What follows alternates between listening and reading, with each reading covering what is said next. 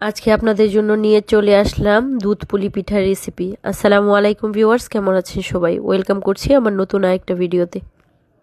দুধ পুলি পিঠা বানানোর জন্য প্রথমে আমি চালের আটা নিয়ে এর মধ্যে গরম পানি, একটু তেল, একটু লবণ দিয়ে ডো বানিয়ে নিলাম। ডোটাকে হাফ করে এর মধ্যে একটু কালার মিক্স করে নিয়েছি, আর একটু ডো হোয়াইট রেখেছি। পুলি পিঠাগুলা বানানোর জন্য পুর হিসেবে আমি ইউজ করেছি নারিকেল।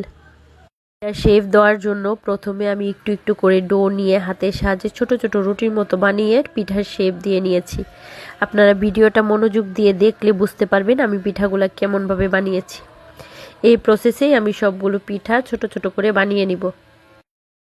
পিঠা বানানো হয়ে গেলে আমরা রেডি করে নিব পিঠার দুধ, যেটাতে আমরা পিঠাগুলা ভিজাবো। আমি এখানে 1 লিটারের মতো লিকুইড দুধ দিয়েছি, আর গুঁড়া দুধ নিয়েছি হাফ কাপের মতো। নিয়ে এর মধ্যে এলাচ আর তেজপাতা আর একটুখানি নারিকেল দিয়ে চিনি দিয়ে সুন্দর করে বলক উঠিয়ে নিয়েছি দুধটাকে।